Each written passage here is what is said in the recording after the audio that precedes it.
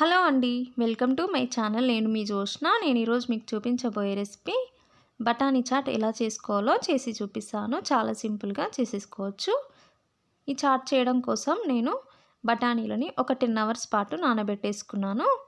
ఇప్పుడు ఒక కుక్కర్ని తీసేసుకొని వీటిని అందులో వేసేసుకొని ఈ బఠానీలు మునిగేంత వరకు మనము వాటర్ వేసేసుకోవాలి.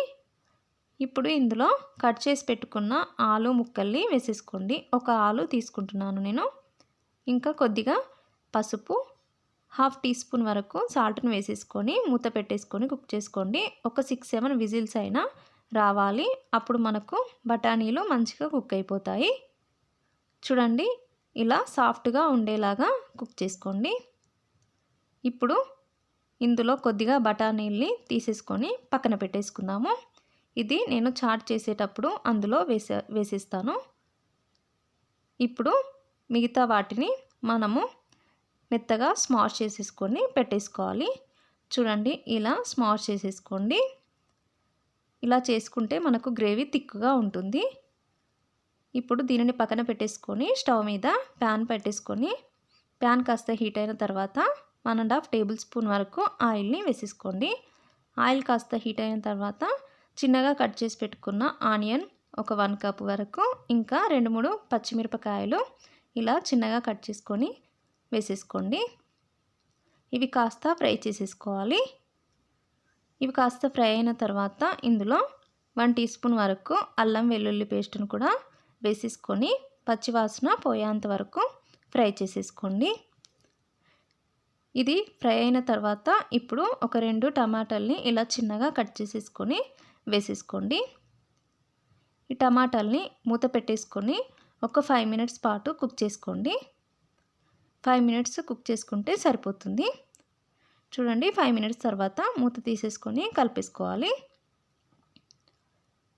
ఇప్పుడు మనం ఇందులో కొద్దిగా పసుపు, ఇంకా 1 టీ స్పూన్ వరకు కారం వేసేసుకోవాలి.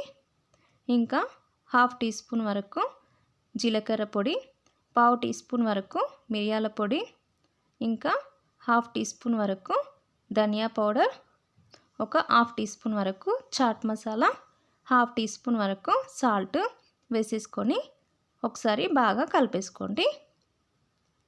ఇలా కలుపుకున్న తర్వాత మనం ముందుగా కుక్ చేసి పెట్టుకున్న బఠానీలని ఇందులో వేసేసుకోవడమే. ఇది వేసుకున్న తర్వాత ఒకసారి కలిపేసుకోండి. ఇప్పుడు మనం తీసి పక్కన పెట్టేసుకున్న బఠానీలని కూడా వేసేసుకోండి. అంతేనండి, ఒకసారి కలిపేసుకోండి. ఇప్పుడు ఇందులో కొద్దిగా వాటర్ని వేసేసుకుందాము. ఎందుకంటే ఉడికిన తర్వాత ఇంకా దగ్గరకు వస్తుంది ఇది, అందుకే మీరు తగినన్ని వాటర్ వేసేసుకోండి. వాటర్ వేసేసుకున్న తర్వాత ఒక 10 మినిట్స్ పాటు హై ఫ్లేమ్లో పెట్టేసుకొని దీనిని కుక్ చేసుకోవాలి. చూడండి, ఇది కాస్త దగ్గరికి రావాలి. అప్పుడే మనకు చాట్ బాగుంటుంది. చూడండి, ఇది కాస్త దగ్గరకు వచ్చింది. ఇప్పుడు ఇందులో కొద్దిగా కొత్తిమీర తరుగును కూడా వేసేసుకొని ఒక 2 మినిట్స్ పాటు కుక్ చేసుకోండి, సరిపోతుంది. 2 మినిట్స్ తర్వాత స్టవ్ ఆఫ్ చేసేసుకోవడమే. అంతేనండి, చాలా సింపుల్గా చేసేసుకోవచ్చు. ఇప్పుడు దీనిని ఒక ప్లేట్లోకి వేసేసుకొని ఇందులో కొద్దిగా టమాటా ముక్కలు, ఇంకా ఆనియన్స్ కొద్దిగా వేసేసుకోండి. ఇంకా కొద్దిగా పెరుగును కూడా వేసేసుకోవాలి. ఇంకా కొంచెం నిమ్మరసాన్ని కూడా వేసేసుకోండి. మీ దగ్గర సేవ్ ఉంటే అది కూడా వేసేసుకోవచ్చు. ఇది వేసుకున్న తర్వాత కొంచెం కొత్తిమీర తరుగును కూడా వేసేసుకొని టేస్ట్ చేయడమే. అంతేనండి, చాలా సింపుల్గా చేసేసుకోవచ్చు. ఈ వీడియో మీకు నచ్చితే ప్లీజ్ లైక్ చేయండి, కమెంట్ చేయండి. Thank you.